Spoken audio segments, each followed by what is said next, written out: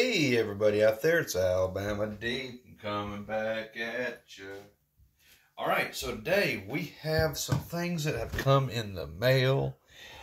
Oh, I've been waiting on this, and this is a little bit different than the build I was talking to everybody about that I was wanting to do. So let's move some of this out of the way. I'm going to go ahead and bring this out just a little bit. There we go. Let's adjust the camera over a little bit this way. Absolutely. Let's take a look and let's see what we have on the bench. Go ahead and remove this, and I'm going to bring in, first thing I'm going to bring into the viewfinder to the camera. Let's come in a little bit closer. Let's have a look-see. Is I have my Tudor movement. Now this Tudor movement I have had for a little while. This is the one that was a leftover. I was going to do a what if Rolex decided to build. I'm working on that dial now. I'm having someone make that. But for right now, we are going to restore another vintage Tudor wristwatch. And we're going to do that by how I always do it, putting it together. So we have this movement here. We're going to move it over to the side just a little bit out of the viewway. And this is what came in via FedEx. Everything that I need for this build is right here in this package. You can see the hands. You see the dial. Let's take it out of the package and let's just have a look at what we really have here. And I want to be a little bit careful with it, as it looks like bits and pieces of it are everywhere. It looks like the hands have come out of the bag on one of them. I'm not quite sure how that happened, but it did. So let's take this out. And let's just let it fall out onto my workbench. Yikes. So there's that. Now the crown came with this. I was very surprised by that. But yet here they are. Of course, these are radium hands. You can tell by looking at it, it has a little bit of radium in it. Probably some radium contents in here. But hey, don't be freaked out by a radium watch necessarily. If it's a radium watch, and to be realistic, it's not necessarily going to harm you. That they blow it way out of proportion than what it really is, for the most part. Now, if we're talking about a pocket watch or an alarm clock for your nightstand, that could be a little bit different. Those can be harmful to be around, even if they're in their case. It really depends on the watch or clock itself, on whether it's going to be dangerous to be around. So keep that in mind. You don't necessarily have to be afraid of a radium dial or radium hands. So I'm just looking at this, looking at it, coming a little bit closer. Let's just show everybody what we got here. So this is indeed, yeah, that's going to be the minute hand. So let's take this, move it on over to the side. So there's that. Here's this. And I may want to check my bag one more time before I throw it out the trash. There may be a sub-second hand in there that I somehow missed. But we'll take a look at that in just a minute.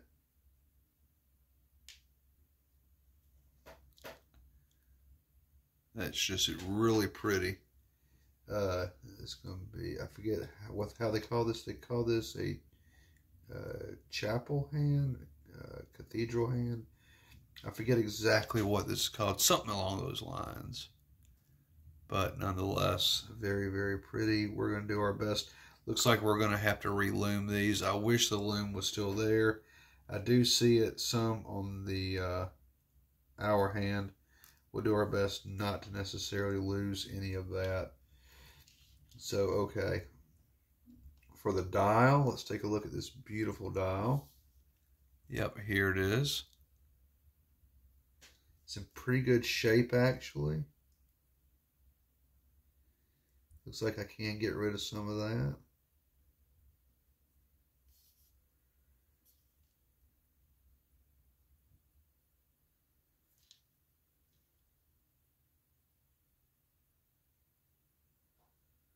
I think it's a pity that it was done this way. How they clipped the feet right off of it. That's okay. That is a pretty nice dial. So we do have that. So let's set that up. Let's take a look at the crown that we have. We do have an original crown.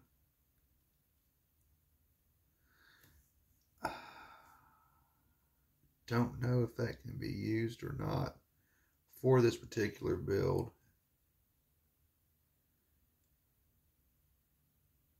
Because everybody knows that I do enjoy using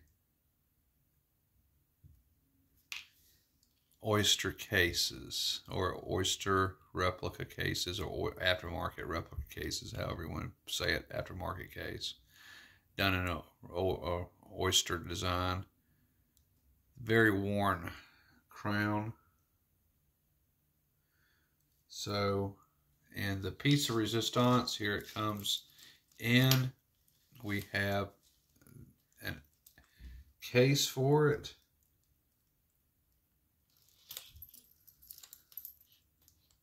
Let's show the case to everybody.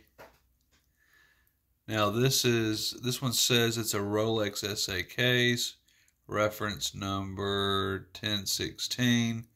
But I think what we're going to do on this is, of course, back in the very, very, very early days, they would use a Rolex case at times. It'd be mixed up pieces, and sometimes it would say Tudor on it. It just really depends on the age of the case and watch itself. So either which way, I don't think we can go wrong with that. This looks like this would be perfect to use on this. My only question is, and I'm sorry you're hearing horny cats talk. Oh, Lord. Yeah, that's not going to fit, unfortunately. Can't use that. So, yeah, it's worse than the smoke detectors at the time. This won't fit in here, unfortunately. Damn, that sucks. I was really hoping that we could have used this on this particular build, but it just will not fit. So I guess we won't be able to use that crown. We do have a Rolex crown here. Of course, it is marked correctly, stainless steel. This one should fit without any problems. And it does. Not even an issue. Of course, you know, this is the correct reference case for it. And on it, I have a Rolex band. Now, I do want to go ahead and point out, if you look at the band, you will notice that there's no serial numbers on it.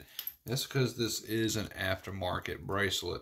That doesn't really bother me all too much, because the main part of the watch so far is, for the large part, genuine. So I have no problem whatsoever using any of this to build this watch. I do want to check this out.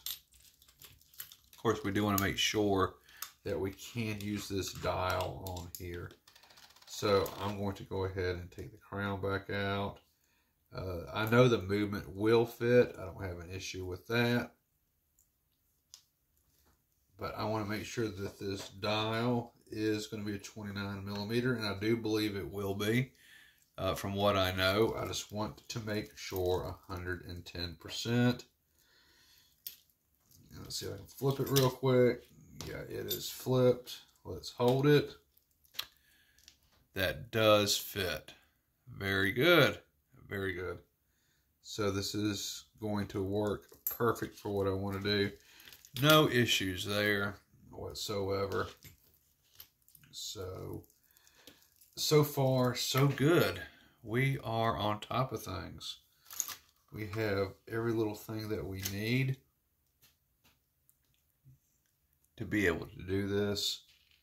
So I'm going to go ahead and put the case back on the case that we have here. And I'm going to go ahead and put the crown back into it. And let's just focus on the movement.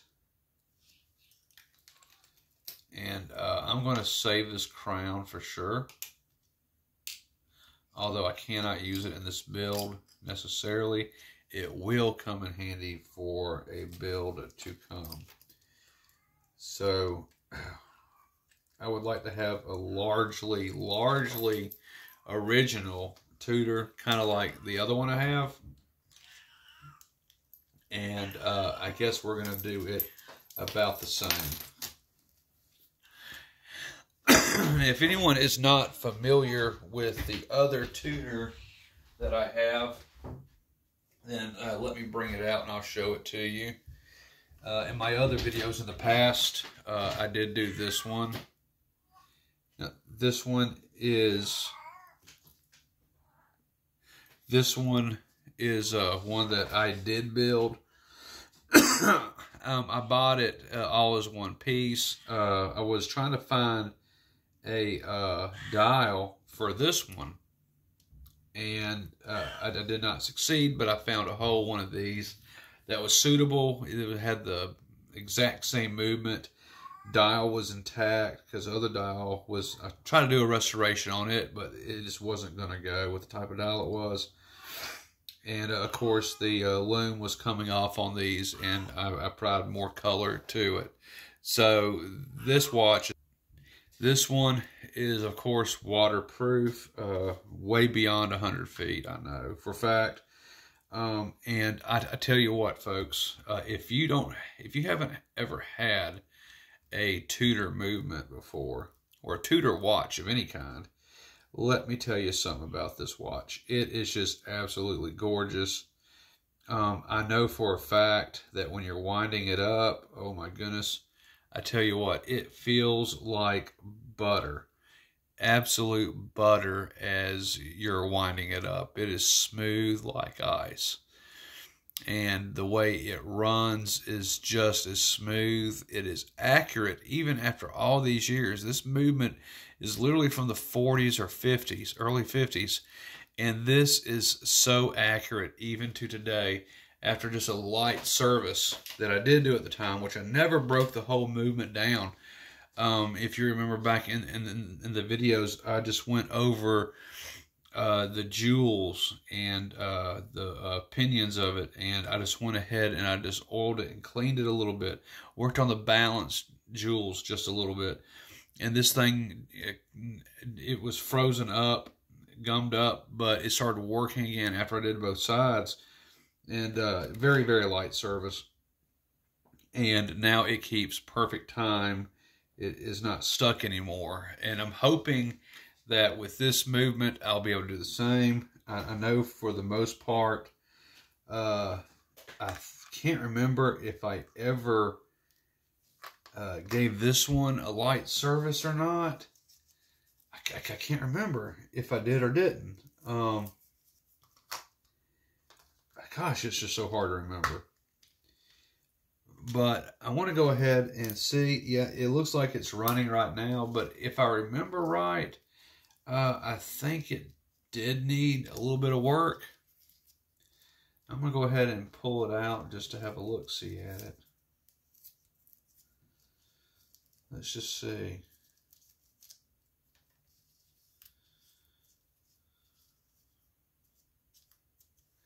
Let me get myself another finger caught. I can't use those two right there.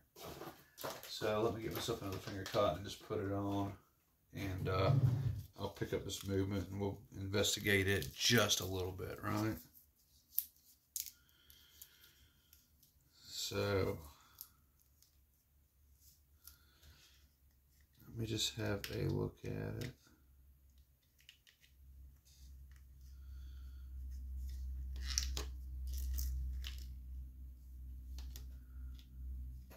All right.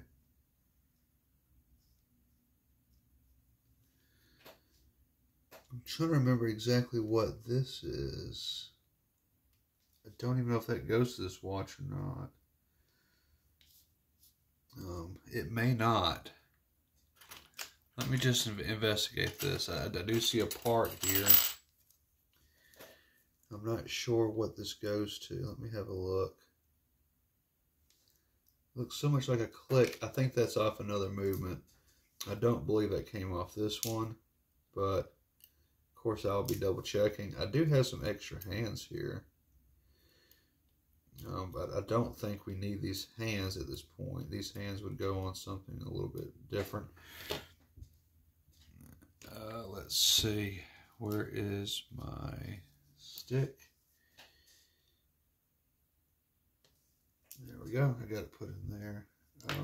Let's take a look-see at this. I'm trying to remember 100% on it. This is a stem that I have. It's an aftermarket stem. It is winding up the watch.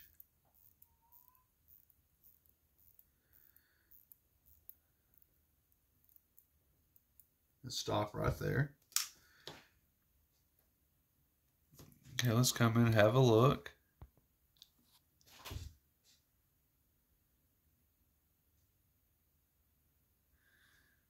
It's running.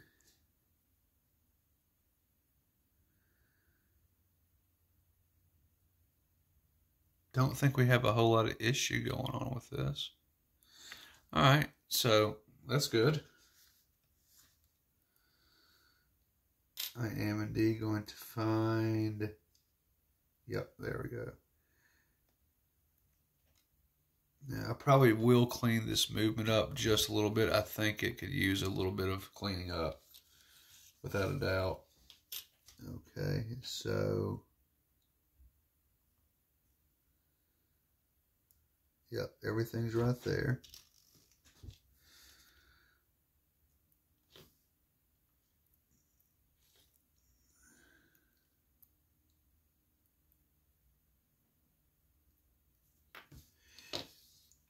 I just want to make sure this is going to fit on top of here. Everything lines up.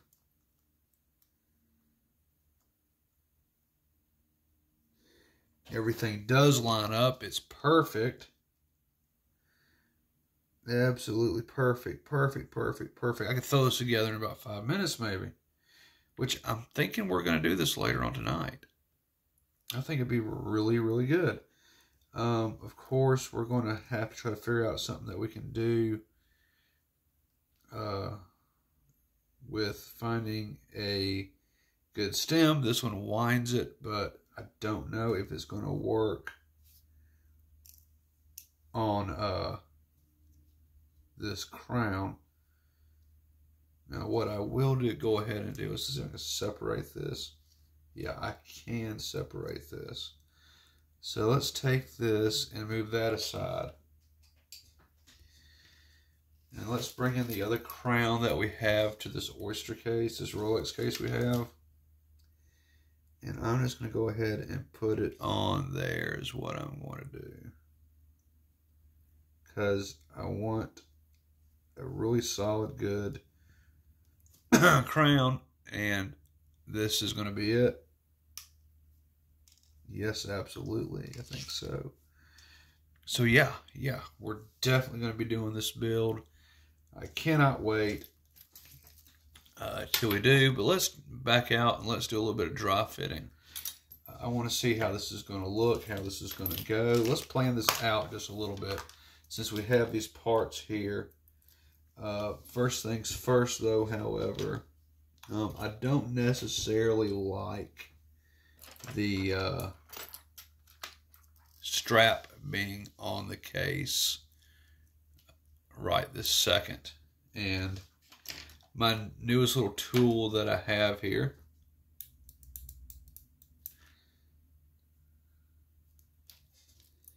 I'll give it a shot. Of course, practice makes perfect, right?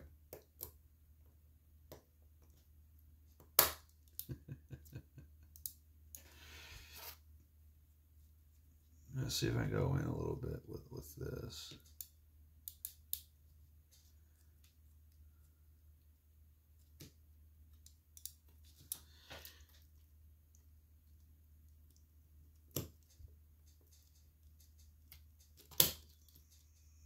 I've never used this tool much. I guess it takes a little bit of practice. I can practice on that later. Right now, I'll just do it the old-fashioned way. That is, I can just get up in there and I can just separate it myself.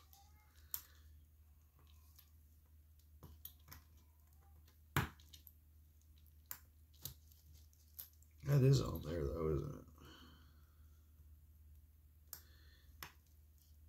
I did have a little more practice than that.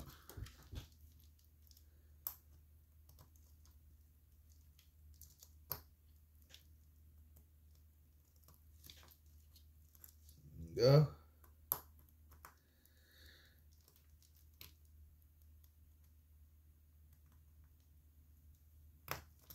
There you go. I got one off. Oh, man, it shoots across the room. Lands right on me. That's good to know. So I got that off. Come on over here. Let's take this one off because, like I said, I kind of like want to work on it without the bracelet on it.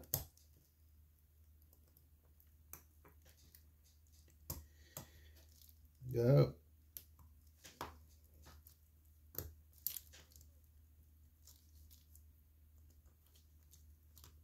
There we go.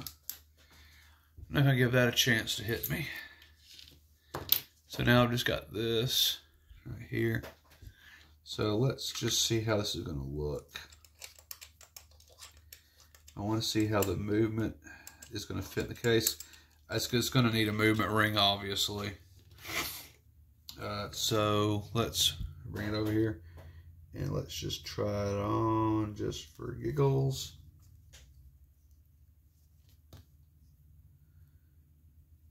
Look at that. Looks like it just always belonged. And of course, you know, it really does. All right, so let's take a look at a movement ring. Kind of makes me think about which movement ring I can actually use here.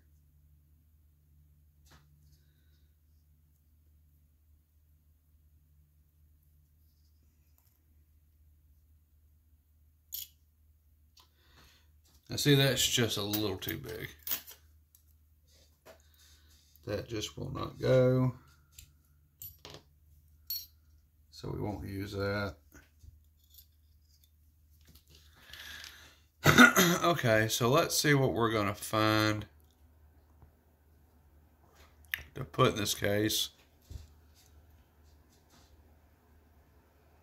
Gosh, it looks so cool.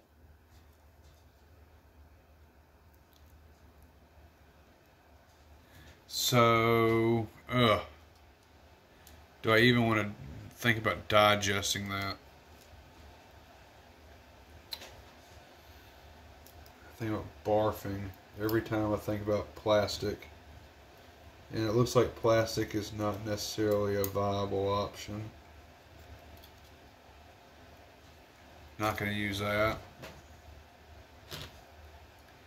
And just taking a look at it.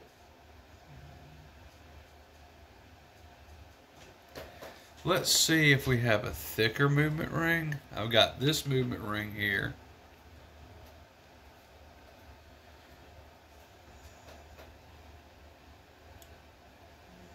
Too big for the watch. Have another movement ring.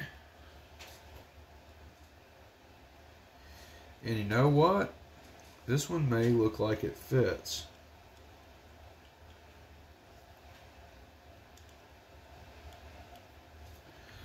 But alas, it's not perfect. It's not going to go. Alright, well this isn't going to stop me. Because really I've just got to fill in this one little area. Now I have lots and lots and lots of different techniques I can use. I can make my own movement ring, of course, and put it in there. I mean, I have lots and lots of options to choose from. Although I don't know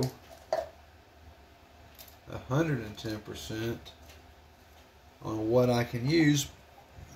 But I think what I probably will do is on this, I'll probably just have one made out of metal and custom to fit there. In the meantime, we got to figure out what we're going to use. Because it's going to have to be something that it can tolerate. And I know with the bigger sub cases, a taller movement ring would work. However, this is not a sub case. This is a Rolex case. It really kind of makes me sick thinking about plastic going in it. But for a temporary, until I can get an actual ring made or produced for this particular watch, I think is what we may have to go with. So, and we see that itself is really kind of, once again, it's just too big. It's just not going to go. So, I will try one more. If this one does not work, then we're simply going to have to make one. Could I do it tonight, though? That's what I'm trying to figure out. Could I make one tonight? And I might be able to make one. It's going to take a little bit of time to do it, but I think I could. I don't know about this. That is still not a good fit at all. So, okay, we're going to have to make one. It certainly looks like, because no matter what, it doesn't really matter what movement ring I have, it doesn't really want to fit 100%. This one fits better than any of the rest of them do.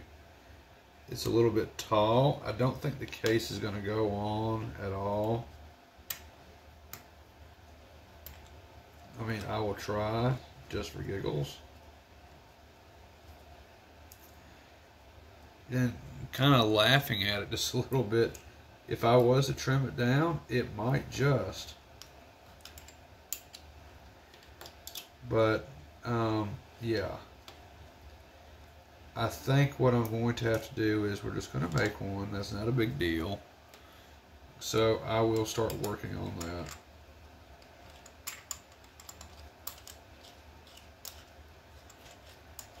We simply just don't have any of the other materials for it to go in and stay in correctly. And I'm so glad it would not take plastic. I can say that. But absolutely, just it's going to be so gorgeous. It's going to be so pretty when it's done. I would just love to go ahead and throw it together now. But first, we're going to have to make that movement ring. So I'm going to come back with the restoration video for this watch is what I'm going to do. And we will start building it.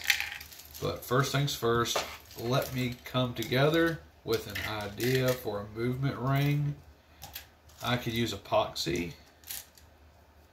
I could use a little bit of JB Weld that I have here and form one.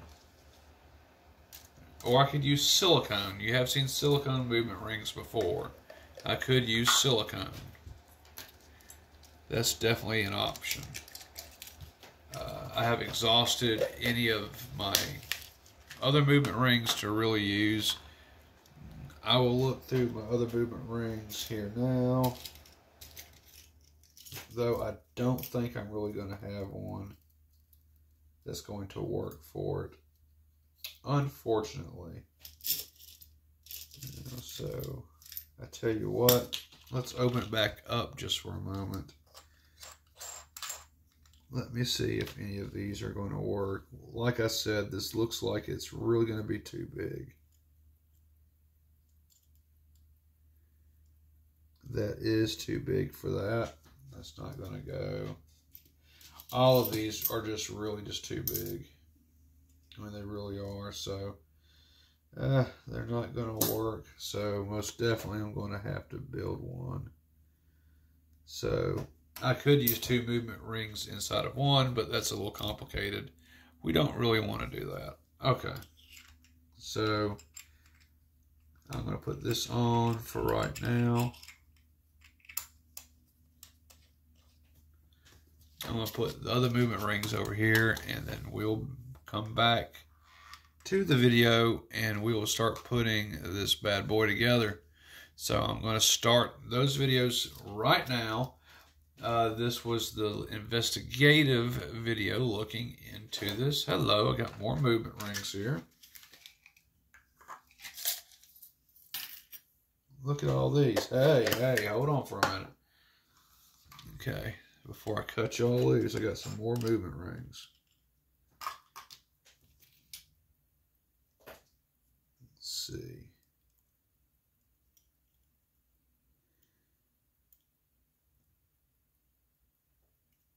Nope.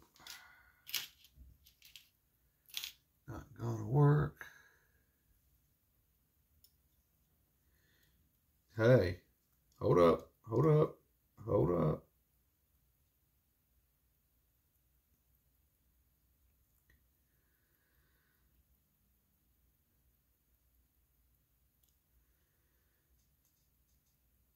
Might have a winner here, folks.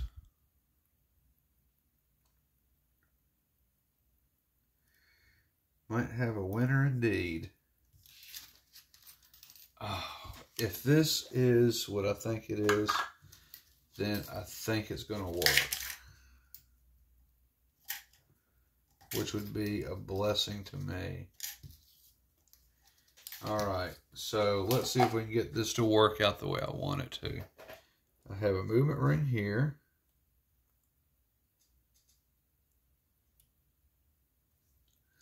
That is in.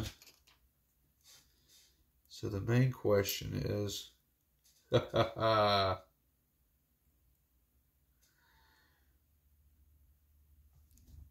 may go with just this.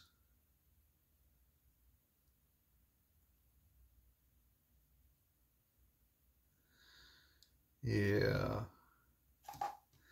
I think I just found what I need. I have 2 movement rings. One fits on top of the other nearly perfect.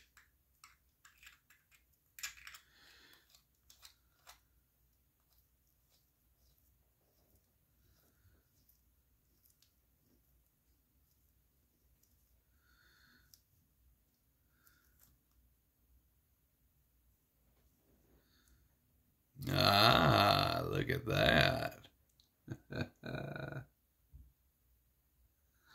That fits, folks. That fits. Figured out the movement ring issue. Use 2 in 1. And I told you about using 2 just a little while ago. So we will use the 2. And perfect.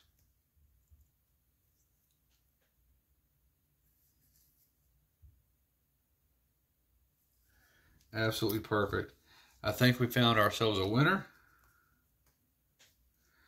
Winner, winner, chicken dinner. That is a nice fit on there too. Just as long as everything is stable inside of it, which it looks like it is. I heard no rattling or anything going on.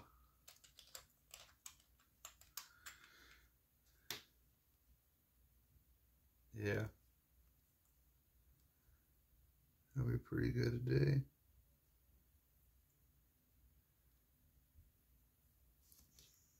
so.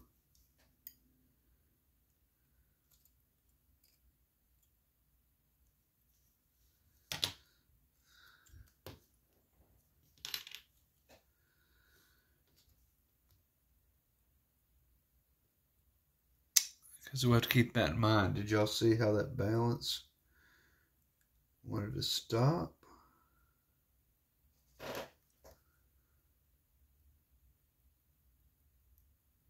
Well, it's not touching anything with the balance, but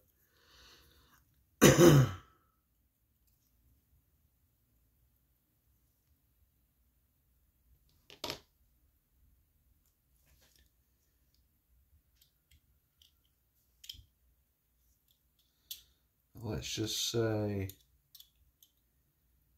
that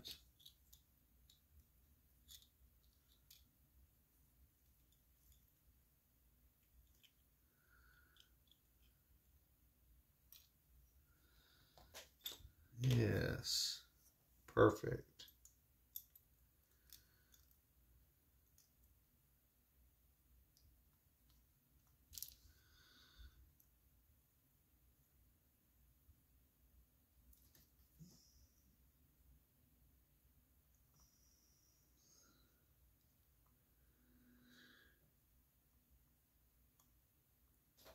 Good.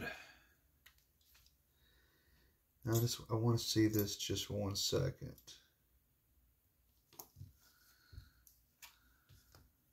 So that is there.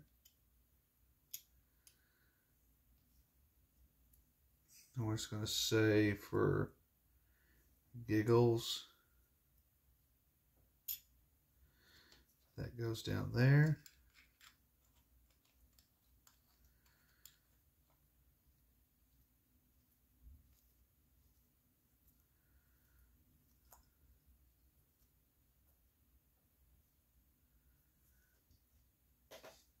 Go. All right, yeah, I think this is going to be just fine. We're just going to put it together. Now, I wonder,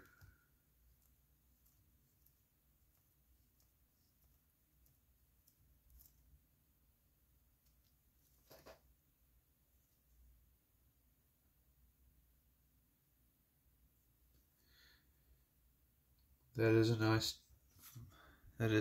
though. All right, now let me see what's going on with this again.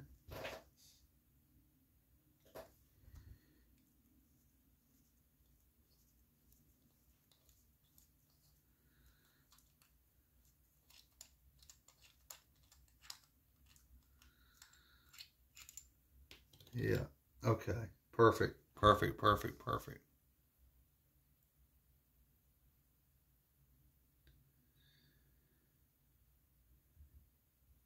All right, so we will indeed be doing that.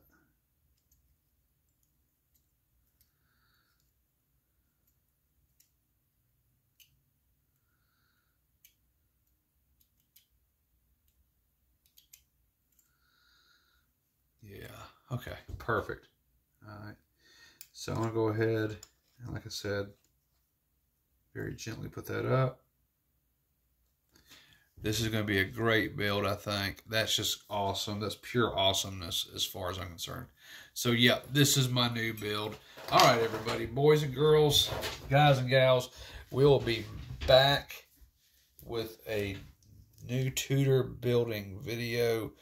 This is going to be the watch I'm putting together using authentic parts, Tudor, and, of course, at the time, Rolex. One and the same at this time up until 2015, I think it was.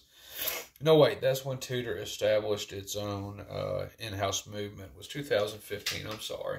I think Tudor was established in the late about early 90s or early 2000s of being its own, on its own fully. Came with its own in-house movement 2015. Up until that point, Tudor was separate from Rolex, but they still use a lot more Rolex parts, and everything came into its own later. But yeah, we're going to do this for sure, because look how handsome that looks. That looks so handsome. and it fits the gap in that case perfect, this should work out. This should be a great build. This is probably going to be one of my better ones. And, you know, I may put this one on an oyster bracelet. I don't know. What do y'all think? Oyster bracelet? Let's think about that just for a minute before we end the video.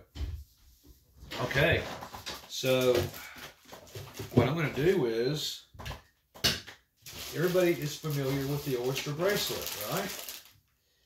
If you're not, then, you know, prime example would be the other Tudor that I had just showed you. This right here. This is sitting on an Oyster Flex Rolex rubber band. It has its own clasp right here. Yeah, and it's in an aftermarket case as well. Okay, but now here we are now with the Tudor dial, Tudor movement Rolex case. That's not aftermarket, so we have it here. So going to go ahead and ask, should I use the Oyster Flex band on this one, or should I put it on the replica bracelet, Jubilee bracelet? I will ask y'all that question. Now, I do have an oyster band as well. So help me decide what you think I should do with this build. It's another sub